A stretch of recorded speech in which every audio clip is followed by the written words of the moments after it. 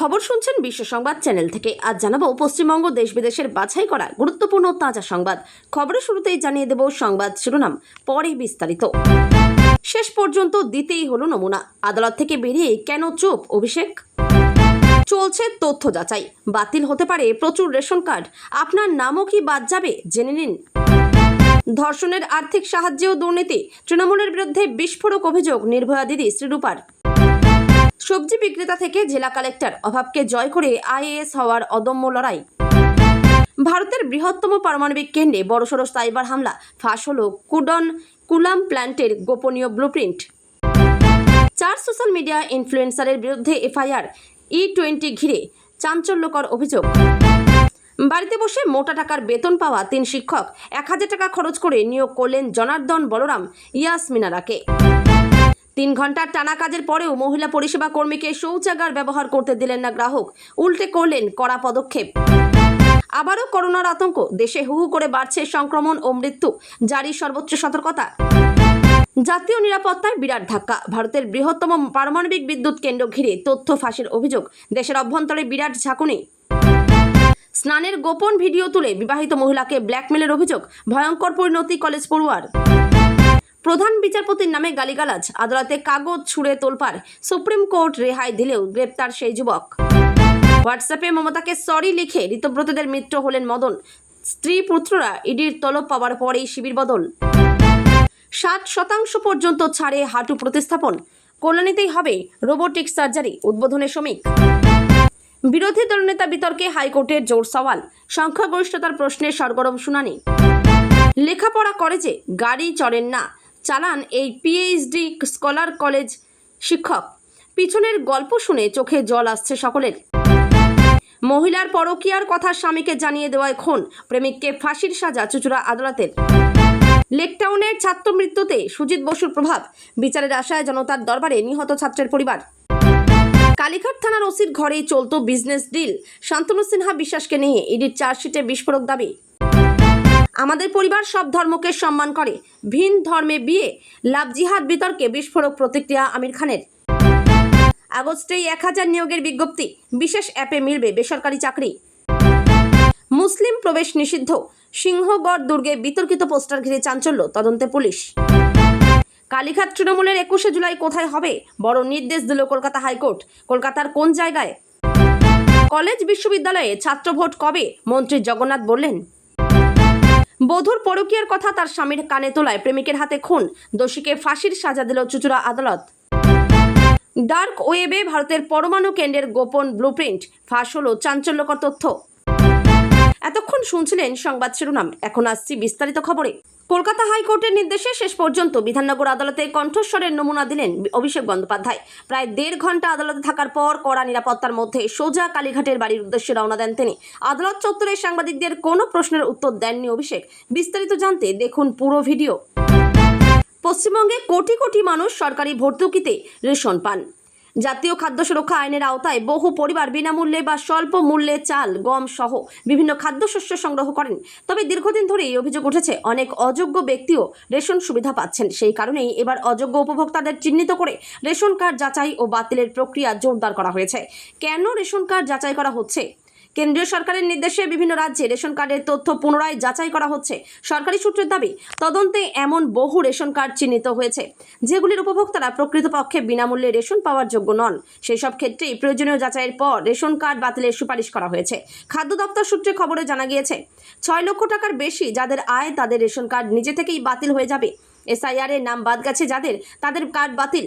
সিএতে application করা থাকলে যতক্ষণ ভেরিফিকেশন হচ্ছে না, অ্যাপ্লিকেশন কপি দেখালে রেশন চালু থাকবে। সিএ আবেদনের ভেরিফিকেশনে নাম বাদ গেলে তখন রেশন কার্ডও বাতিল হয়ে যাবে। কারা যাচাইয়ের আওতায় আসতে পারেন? বর্তমানে যাদের তথ্য বিশেষভাবে খতিয়ে দেখা হচ্ছে তাদের মধ্যে রয়েছেন কেন্দ্রীয় সরকারি কর্মী, পেনশনভোগী, ইপিএফএ নথিভুক্ত কর্মী, 4 চাকা ব্যক্তিগত গাড়ির মালিক, ভারী বাণিজ্যিক গাড়ির মালিক। এছাড়াও বিশেষ পুনর্বিবেচনা প্রক্রিয়ায় ভোটার তালিকা থেকে বাদ পড়া ব্যক্তিদের তথ্য মিলিয়ে দেখা হচ্ছে। সমস্ত তথ্য যাচাইয়ের পরই কোনো রেশন কার্ড বাতিলের বিষয়ে চূড়ান্ত সিদ্ধান্ত নেওয়া হবে। কত মানুষের নাম বাদ যেতে পারে? কেন্দ্রীয় সরকারের দাবি, সারা দেশে প্রায় 6 কোটি রেশন কার্ডধারীকে চিহ্নিত করা হয়েছে যারা বিনামূল্যে রেশন পাওয়ার যোগ্য নন। সরকারি তথ্য অনুযায়ী এই তালিকায় এমন ব্যক্তিরাও রয়েছেন যাদের বার্ষিক আয় নির্ধারিত সীমার বেশি, যারা মারা গিয়েছেন অথবা যাদের আধার সংক্রান্ত তথ্য আর বৈধ নেই। বিশেষজ্ঞদের মতে এই তালিকার মধ্যে পশ্চিমবঙ্গে প্রায় 17.5 লক্ষ রেশন কার্ডধারীর নাম থাকতে পারে। তবে কোনো কার্ড বাতিলের আগে প্রত্যেকটি ক্ষেত্রে তথ্য যাচাই করা হবে বলেই জানা গিয়েছে। এই বিপুল সংখ্যক রেশন কার্ডের তথ্য এখন ধাপে ধাপে যাচাই করা হচ্ছে। যাচাইয়ের পরই ঠিক হবে কারা রেশন সুবিধা পেতে থাকবেন এবং কারা অযোগ্য হিসেবে তালিকা থেকে বাদ পড়বেন। ধর্ষণের আর্থিক সাহায্য ঘোষণা করা হলেও তা পায়নি দুই পরিবার। এই টাকা নিয়েও দুর্নীতি করা হয়েছে অভিযোগ তুললেন নির্ভয়া দিদি নামে পরিচিত প্রাক্তন বিধায়ক শ্রীরূপা মিত্র চৌধুরী। এই ঘটনার ফাইল খোলা হবে বলে জানিয়ে দিলেন তিনি। শুধু তাই নয়, ওই দুই পরিবার যাতে সরকার ঘোষিত তাদের প্রাপ্য টাকা পায় তার জন্য নতুন সরকারকে আবেদন জানাবেন। মঙ্গলবার শিলিগুড়ি জার্নালিস্ট ক্লাবে এক সাংবাদিক সম্মেলনে একথা জানালেন তিনি। শ্রীরূপা দেবী উত্তরের দুটো ধর্ষণের ঘটনা নিয়ে সাংবাদিকদের মুখোমুখি হন।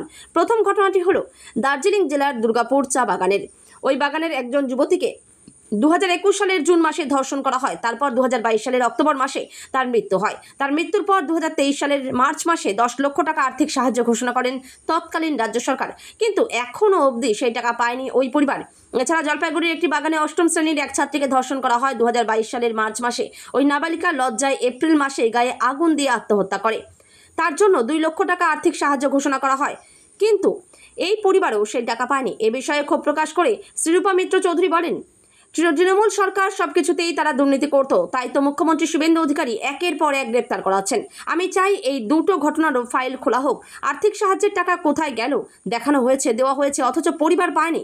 কারা নিল তদন্ত হওয়া প্রয়োজন। দারিদ্র্যকে জয় করে কর্ণাটকের এক প্রত্যন্ত গ্রামের ছেলে বিজয় দয়রামকে বর্তমানে ছত্তিশগড়ের গৌরেলা পেন্দ্রা মারওয়াহি জেলার জেলা কালেক্টর হিসেবে দায়িত্ব পালন করছেন। অভাবের কারণে শৈশবে 12 কিলোমিটার পথ পায়ে হেঁটে সরকারি স্কুলে পড়তে যাওয়া এবং স্কুল শেষে বাবার সঙ্গে বাজারে সবজি বিক্রি করা বিজয় আজ প্রশাসনিক দায়িত্বে এক সফল নাম। কৃষকের সন্তান বিজয় পরিবারের অসচ্ছলতার কারণে বহু প্রতিকূলতার মধ্য দিয়ে শিক্ষা জীবন অতিবাহিত করেছেন। এমনকি তার পড়াশোনার খরচ জোগাতে মাকেও গয়না বন্ধক রাখতে হয়েছিল। মেধাবী বিজয় দ্বাদশ শ্রেণীতে টপার হওয়ার পর বেঙ্গালুরু থেকে বিটেক সম্পন্ন করে 2.5 বছর সফটওয়্যার ইঞ্জিনিয়ার হিসেবে কাজ করেন। তবে আইএএস হওয়ার স্বপ্ন পূরণে তিনি ভালো বেতনের চাকরি ছেড়ে ইউপিএসসি পরীক্ষার প্রস্তুতি গ্রহণ করেন। দ্বিতীয় প্রচেষ্টায় 2015 সালের পরীক্ষায় উত্তীর্ণ হয়ে তিনি ছত্তিশগড় ক্যাডারে প্রশাসনিক কর্মজীবন শুরু করেন। বলরামপুর জেলায় প্রথম কালেক্টর হিসেবে যোগদানের পর থেকে বিগত 3 বছর ধরে তিনি গুরুত্বপূর্ণ প্রশাসনিক দায়িত্ব পালন করে আসছেন। র্যানসামওয়্যার গ্রুপ ওয়ার্ল্ড লিগসের সাম্প্রতিক সাইবার হামলায় ভারতের পারমাণবিক নিরাপত্তা নিয়ে বড়সড় উদ্বেগের সৃষ্টি হয়েছে। ডার্ক ওয়েবে পোস্ট করা একটি বিশাল ফাইল কালেকশনে ভারতের বৃহত্তম পারমাণবিক কেন্দ্র কুডনকুলাম নিউক্লিয়ার পাওয়ার প্ল্যান্টের গুরুত্বপূর্ণ তথ্য ফাঁস হয়েছে বলে অভিযোগ। এই ফাইলে প্ল্যান্টের বিভিন্ন ইউনিটের ব্লুপ্রিন্ট এবং সরঞ্জামের সরবরাহকারীদের বিস্তারিত তথ্য রয়েছে। হ্যাকারদের দাবি অনুযায়ী এই তথ্যগুলি অনিল আম্বানির রিলায়েন্স গ্রুপ থেকে চুরি করা হয়েছে। প্রধানমন্ত্রীর স্বপ্নের প্রজেক্ট কুডনকুলাম ভারতের পারমাণবিক সক্ষমতা বৃদ্ধির ক্ষেত্রে অত্যন্ত গুরুত্বপূর্ণ। এই ঘটনার পর রিলায়েন্স গ্রুপ স্বীকার করেছে যে third party data centre service provider এর মাধ্যমে হোস্ট করা তাদের সার্ভারে একটি আংশিক ডেটা ব্রিচ বা তথ্যের চুরির ঘটনা ঘটেছে। ইতিমধ্যে বিষয়টি নিয়ে ভারত সরকারকে অবহিত করা হয়েছে। তবে রিলায়েন্সের পক্ষ থেকে ঠিক কী ধরনের তথ্য ফাঁস হয়েছে তা স্পষ্টভাবে জানানো হয়নি। নিউক্লিয়ার থ্রেট ইনিশিয়েটিভের বিশেষজ্ঞ নিকোলাস রোথ এই ঘটনাকে পারমাণবিক নিরাপত্তা এবং জাতীয় সুরক্ষার জন্য অত্যন্ত ঝুঁকিপূর্ণ বলে অভিহিত করেছেন। ফাঁস হওয়া ফাইলগুলো 2016 থেকে 2025 সালের মাঝামাঝি সময় পর্যন্ত। এতে ব্লুপ্রিন্ট ছাড়াও মিটিংয়ের record, inspection report, equipment review এবং ইন্স্যুরেন্স পলিসির মতো সংবেদনশীল নথি রয়েছে। রিলায়েন্সের সাবসিডিয়ারি কোম্পানি রিলায়েন্স ইনফ্রাস্ট্রাকচার 2018 সালে কুডনকুলামের 3 ও 4 নম্বর ইউনিটের পরিকাঠামো তৈরির দায়িত্ব পেয়েছিল। এই ইউনিটগুলি 2027 সালের মধ্যে চালু হওয়ার কথা, যা থেকে 2000 মেগাওয়াট বিদ্যুৎ উৎপাদনের লক্ষ্যমাত্রা রয়েছে। ওয়ার্ল্ড লিগস অতীতে নাইকি ও টাটা গ্রুপের মতো বড় কোম্পানিকে নিশানা করে খবরের শিরোনামে এসেছিল। সাধারণত মুক্তিপণ না পাওয়া গেলে এই চক্রটি চুরি করা ডেটা প্রকাশ্যে ডার্ক ওয়েবে ছেড়ে দেয়। টাটা গ্রুপের ক্ষেত্রেও অ্যাপল ও টেসলার মতো ক্লায়েন্টদের গোপনীয় ডিজাইন ফাঁস করে দেওয়ার হুমকি দিয়েছিল তারা। বর্তমানে Nuclear Power Corporation of India বিষয়টি নিয়ে রিলায়েন্সের সঙ্গে কথা বলছে এবং দেশের প্রধান cyber security agency CERT In ঘটনাটির তদন্ত শুরু করেছে। ইওটার দাবি, 29 মে তারা রিলায়েন্সের সার্ভারের প্রথম সন্দেহজনক কার্যকলাপ লক্ষ্য করে এবং তা আটকানোর চেষ্টা করে, কিন্তু জুনের শেষে রিলায়েন্স তাদের জানায় যে বাহ্যিক হ্যাকাররা ডেটা চুরি দাবি করছে। দেশের অতি গুরুত্বপূর্ণ এই স্থাপনার নিরাপত্তা নিয়ে প্রশ্ন ওঠে। এখন গোটা বিষয়টি সরকারের উচ্চপদস্থ মহলে গুরুত্ব দিয়ে দেখা হচ্ছে। চার সোশ্যাল মিডিয়া ইনফ্লুয়েন্সারের বিরুদ্ধে এবার এফআইআর রুজু হলো। তাদের মধ্যে রয়েছেন এক নামী ইউটিউবার, রাজনীতিকও। তাদের বিরুদ্ধে অভিযোগ, তারা ইথানল মিশ্রিত পেট্রোল নিয়ে চলতি চর্চায় কেন্দ্রীয় সড়ক ও পরিবহন মন্ত্রী নীতিন গডকরিকে টার্গেট করে মিথ্যা ও মানহানিকর বিষয়বস্তু ছড়ানো হচ্ছে। বিজেপির সোশ্যাল মিডিয়া সেলের শহর সভাপতি শিশির ত্রিপাঠীর দায়ের করা অভিযোগের ভিত্তিতে নাগপুর সিটি সাইবার থানায় এই মামলাটি দায়ের করা হয়েছে। এফআইআরে জনপ্রিয় ইউটিউবার রাজনীতিক মনীষ কাশ্যপ ছাড়াও দেশি বয়েজ নামের ইনস্টাগ্রাম অ্যাকাউন্ট এবং ইনফ্লুয়েন্সার হর্ষিত রাঠি ও অঙ্কলেশ ইনভাটির নাম উল্লেখ করা হয়েছে। অভিযোগ অনুযায়ী বিজেপি ছেড়ে গত বছর প্রশান্ত কিশোরের জনসুরজ পার্টিতে যোগ দেওয়া কাশ্যপ 3 জুলাই ইউটিউবে একটি ভিডিও আপলোড করেছিলেন। ওই ভিডিওতে E20 জ্বালানি নিয়ে জনমনে বিভ্রান্তি সৃষ্টি এবং নীতিন গডকরির ভাবমূর্তি ক্ষুণ্ণ করার উদ্দেশ্যে ভুল তথ্য প্রচার করা হয়েছে। ত্রিপাঠী আরও অভিযোগ করেন যে অন্য 3 জন অভিযুক্ত ইথানল মিশ্রিত জ্বালানি সংক্রান্ত ভিডিওতে কেন্দ্রীয় মন্ত্রীর বিরুদ্ধে আপত্তিকর ভাষা ব্যবহার করেছেন। তাদের উদ্দেশ্য ছিল মিথ্যা তথ্য ছড়ানো, জনশৃঙ্খলা বিঘ্নিত করা এবং মন্ত্রীর মানহানি করা। পুলিশ ভারতীয় ন্যায় সংহিতার 356, 352 ও 296 নম্বর ধারা এবং তথ্য প্রযুক্তি আইনের 67 নম্বর ধারা প্রয়োগ করেছে। প্রসঙ্গত, কেন্দ্রীয় সরকারের E20 জ্বালানি, যা 20% ইথানল ও 80% পেট্রোলের মিশ্রণ চালুর উদ্যোগ নিয়ে জনপরিসরের ক্রমবর্ধমান বিতর্কের মধ্যেই এই এফআইআর দায়ের করা হয়েছে। ইথানল মিশ্রিত পেট্রোল ব্যবহারে গাড়ির পারফরম্যান্সে প্রভাব পড়ছে বলে ভুরি ভুরি অভিযোগ উঠছে, কিন্তু সেই অভিযোগ নিয়েই প্রশ্ন তুলেছেন কেন্দ্রীয় সড়ক পরিবহন মন্ত্রী নীতিন গডকরি। তার দাবি, সাধারণ মানুষের পক্ষে গাড়ির মাইলেজ সঠিকভাবে বোঝা সম্ভব নয়, একমাত্র অথরাইজড ডিলাররাই সঠিক হিসেব বলতে পারেন। এবিপি নিউজকে দেওয়া একটি সাক্ষাৎকারে এমন দাবি করেছেন গডকরি। এবিপি নিউজের সাংবাদিক জানান, E20 পেট্রোল ঢালার পর থেকে তার গাড়ির মাইলেজ কমে গিয়েছে।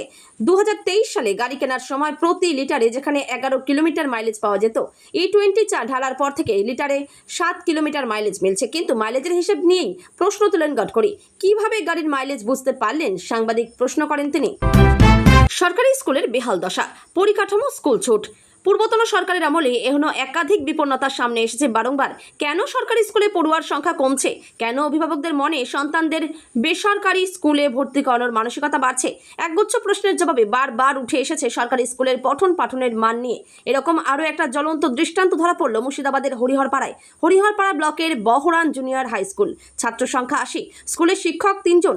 ক্লাস ম্যানেজ হলেও হয়ে যেতে পারত, কিন্তু কই, শিক্ষকরা তো আসেই না স্কুলে। এদিকে স্কুলের রেজিস্টার খাতায় সই হয়ে যাচ্ছে, এদিকে স্কুলে ক্লাসও চলছে, কিন্তু নিচ্ছেন কারা? ক্লাস নেওয়ার জন্য স্কুলের সরকারি বেতনভোগ শিক্ষকরা আবার ঠিক করেছেন প্রক্সি শিক্ষক। নিজেদের বেতন থেকে তাদের হাত খরচের টাকাও দিচ্ছেন। 1000 টাকা, 3 জনের 3000। অভিযোগ উঠছিল দীর্ঘদিন ধরেই। অভিভাবকরা সরব হচ্ছিলেন। বুধবার স্কুলে ঢু মারতেই ধরা পড়ল সেই ছবি। ঘড়ির কাঁটায় দুপুর 12টা। বিদ্যালয়ে তখনও দেখা মেলেনি প্রধান শিক্ষক অলোক কুমার পাল, শিক্ষিকা মিঠু বিশ্বাস এবং অতিথি শিক্ষক পরিমলের। এদিকে হাজিরা খাতায় তাদের সই জল করছে। এদিকে ক্লাস কিন্তু হচ্ছে, ক্লাস নিচ্ছেন শিক্ষকরাই। কারা তারা? 2 জন ষাটোর্ধ্ব ব্যক্তি, বলরাম মণ্ডল, জনার্দন সরকার, যারা গ্রামেরই বাসিন্দা, অবসর সময় কাটান। তারা কেবল শখে 1000 টাকার বিনিময়ে ছাত্র পড়াচ্ছেন, ক্লাসের পর ক্লাস নিচ্ছেন। আরেকজন বছর 30-এর ইয়াসমিনারা খাতুন, তিনিও গ্রামেরই মেয়ে, এখানেই পড়াশোনা করেছেন। তিনি ছাত্রছাত্রীদের শেখাচ্ছেন অঙ্ক, কেবল শখে। সরকারি বেতন পকেটে পুরে নামমাত্র টাকায় গ্রামের সাধারণ মানুষকে দিয়ে ক্লাস নেওয়ার এই ঘটনায় তীব্র চাঞ্চল্য ছড়িয়েছে এলাকায়। গ্রামবাসীদেরও ক্ষোভ। যোগ্যতা বা প্রশিক্ষণহীন ব্যক্তিদের দিয়ে ক্লাস করানোর ফলে ছাত্রছাত্রীদের ভবিষ্যৎ অন্ধকারের দিকে এগোচ্ছে। সরকারি নজরদারির অভাব এবং শিক্ষকদের এই চরম দায়িত্ব জ্ঞানহীনতার বিরুদ্ধে ক্ষোভে ফুঁসছেন অভিভাবকরা। এই ঘটনা শুনে তাজ্জব শিক্ষাবিদরাও।